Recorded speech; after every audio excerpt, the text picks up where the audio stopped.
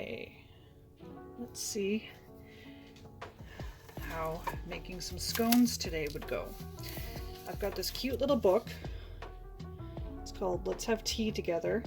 It's by Susan Wheeler, Holly Pond Hill, and inside is this classic scones recipe. I'll just hold this here so you can kind of see the recipe and the instructions. And this is what I'm going to make today. I am going to add some raisins to mine though. Okay, so first is 2 cups of flour. I've just got regular all-purpose unbleached flour. I usually use organic, but my store was out this week, so just regular flour this week. And 1 tablespoon of baking powder, which I've got in this cute little vintage strawberry glass. 2 tablespoons of sugar.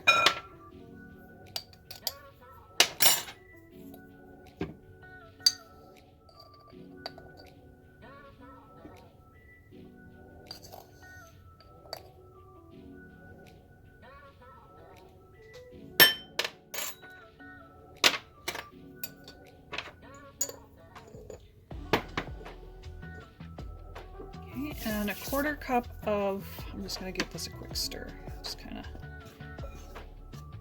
make sure it's all kind of mixed together a little bit, and 1/4 cup of cold butter.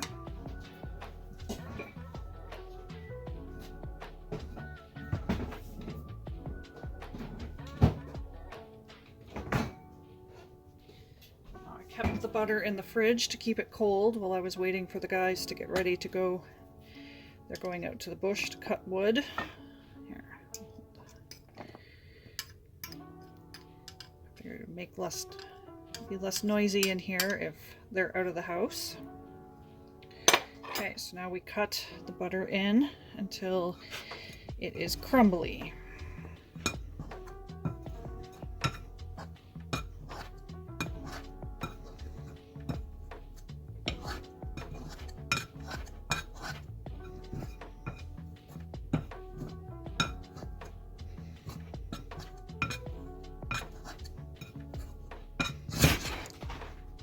And then you make a giant mess.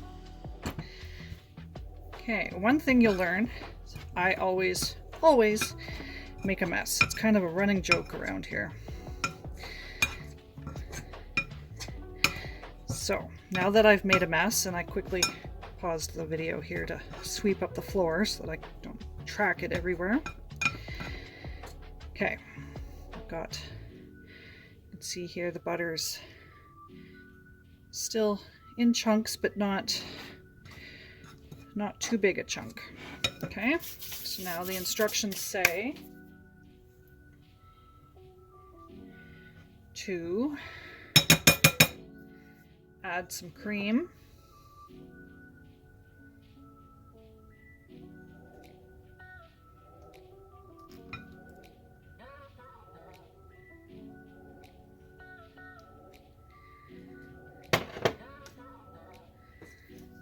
I'm going to switch to a spoon just because it's going to get really sticky and it'll stick to my pastry cutter.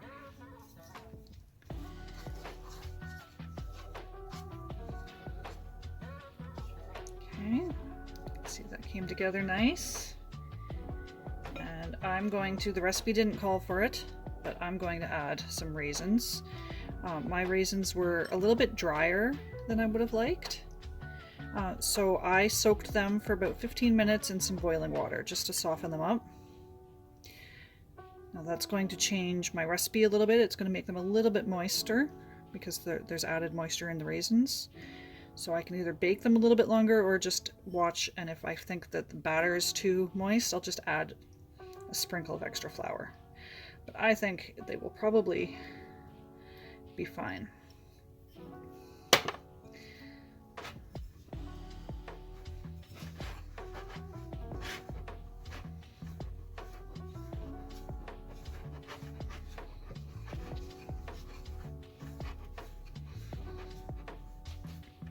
Okay, and I forgot to preheat my oven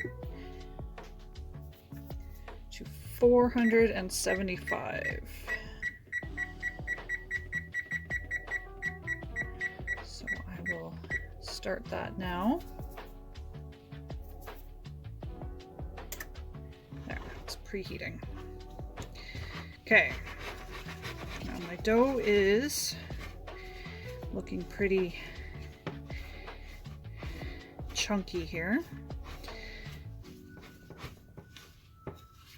Just make sure I've got all the flour and everything mixed in. Now,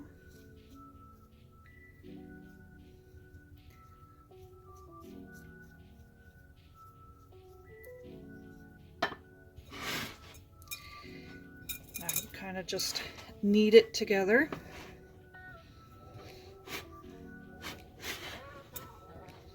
It starts holding together much nicer.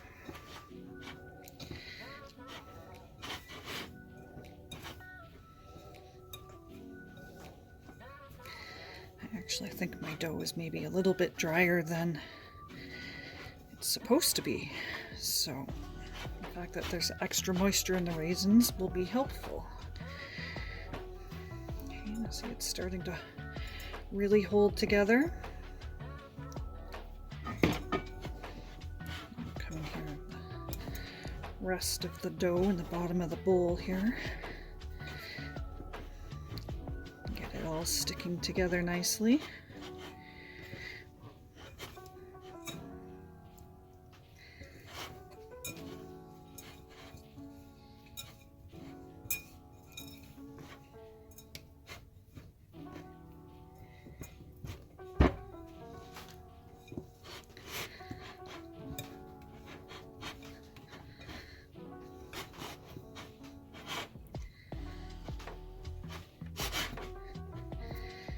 There's a little bit of cream left in my cup here. I'm just going to drizzle it on top.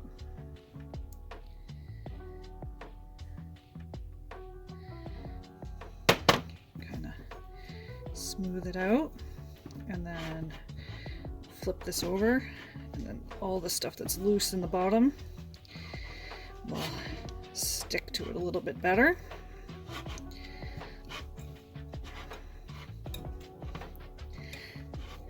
There we go.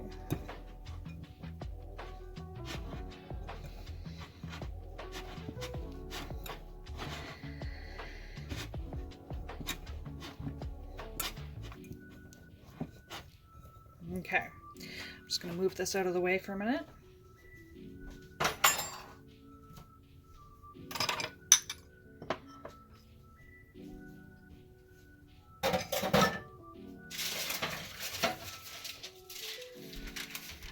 I'm going to bring in my baking sheet, which I'll put some parchment paper over.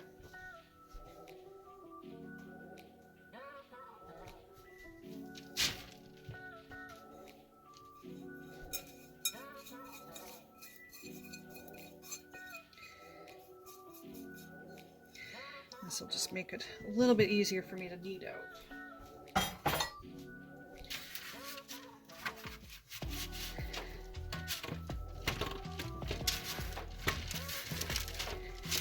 Basically just want to push it into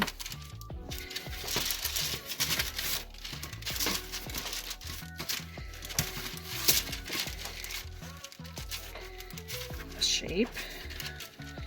You can either do round and cut it into like pie shapes, or you could roll it out and use a pastry cutter or a round cookie cutter, or the rim of a glass, a little bit larger than this, but like a drinking glass, you could use the rim and kind of cut out shapes. I'm just going to press mine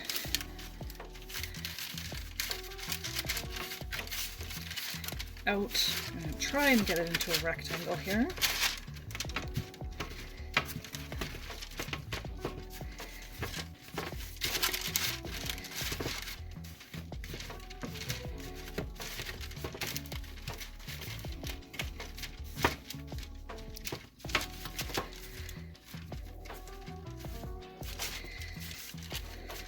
think the recipe in the book says to use like a cutter and make rounds.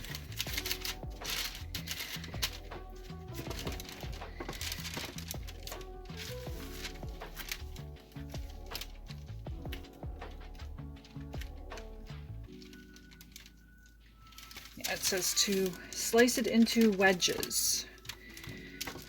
8 wedges. So I'm just going to cut mine, I think, into squares. Maybe. What do you think? Maybe I will go around.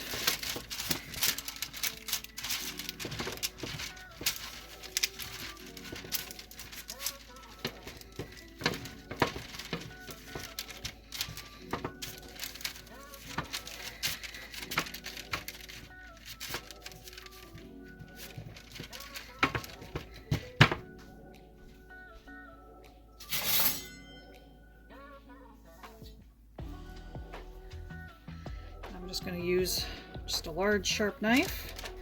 It wants to split here, so I'm just going to take advantage of that. Doesn't have to be perfect, right? And make my first cut. Okay, so there's 2.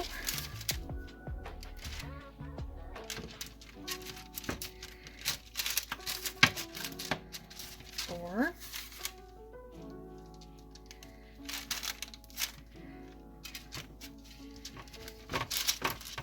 6.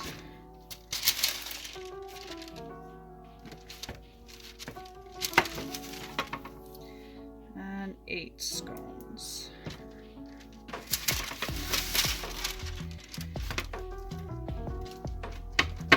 Maybe a shorter knife would have actually helped with that. And it says to spread them out so they've kind of got room to spread.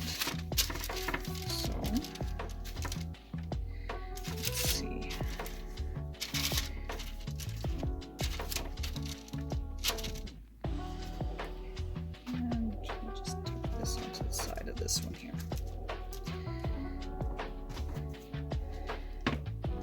The middles are a little bit thicker than my edges, so I'm just gonna flatten them down a little bit. They'll bake a little bit more even.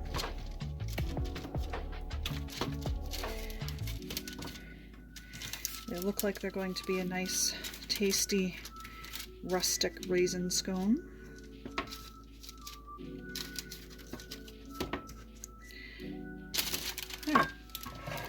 Now we will just wait for the oven to finish preheating, and then we will pop them in a few minutes. Okay, the oven is now preheated. I just took a couple seconds while that was preheating to clean up all my mess here. I'm going to pop these in the oven and show you what they look like when they come out.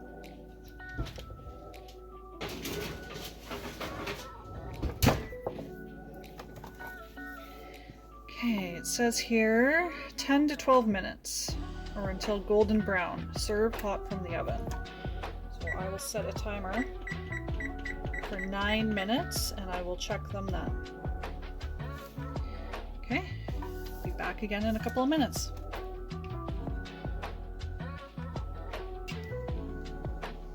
Okay, just a couple minutes now until our scones are ready to come out of the oven. So I'm going to make a cup of tea to go with them.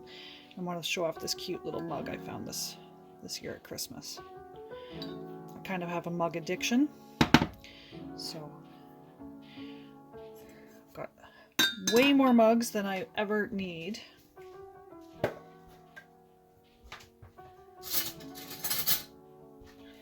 Kind of also have a tea addiction, so I've got way more types of tea than I will ever need. Just do a teaspoon of this. This tea is from Adagio Teas, I believe. Yes, Adagio Teas. Not affiliated with them, just really like their teas. This is from last year's Ripe for Romance. It has black tea, cocoa nibs, raspberry leaves, raspberry pieces, chocolate flavor, and raspberry flavor. And it's really good. It's a nice rich tea, good for a cold winter's day like today.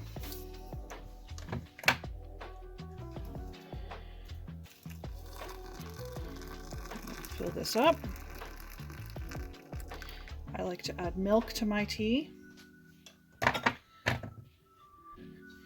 So I will only fill it about that full, so there's lots of room for me to make a nice milky tea.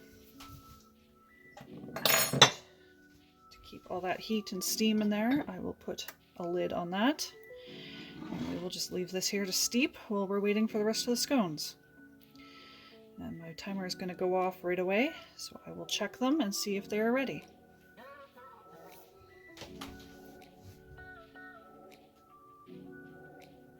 And they look like they could use 1 more minute, so I'm just going to bump that timer up and be back in a second.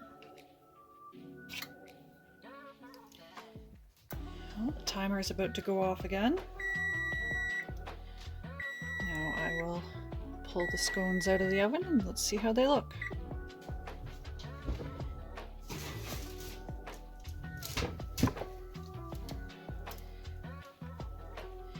Look nice and brown, fluffy, look delicious.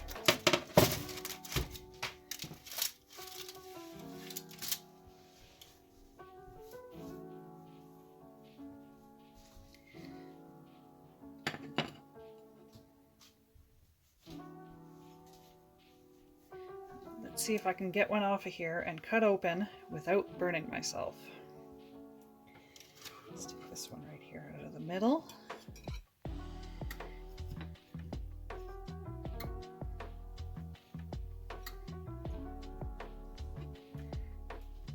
Very flaky. It's going to be delicious.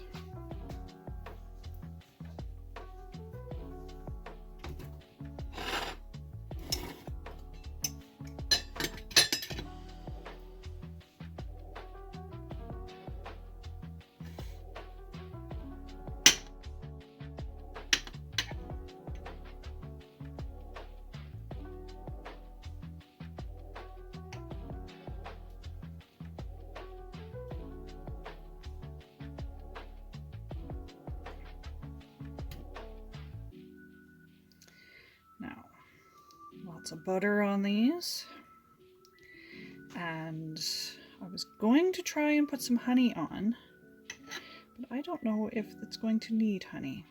Here, let's see. This is a local Saskatchewan Kitako Lake Saskatoon berry honey. Sorry, I cannot pronounce that right.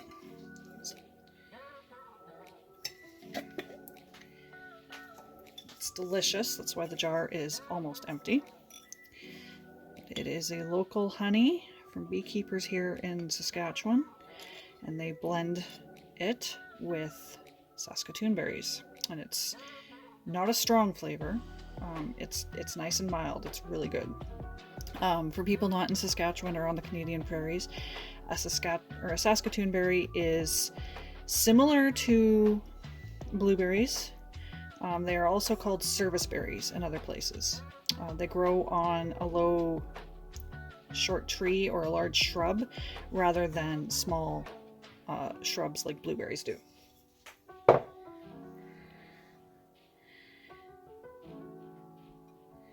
just put this on here, let it melt in.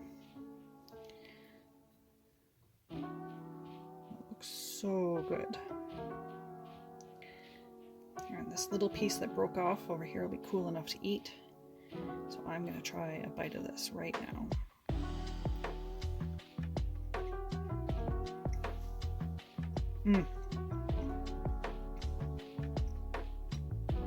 Definitely recommend this recipe. It's very good. So good. I'm going to go sit down with my cup of tea, which is almost done brewing over here, and enjoy my scone for the afternoon.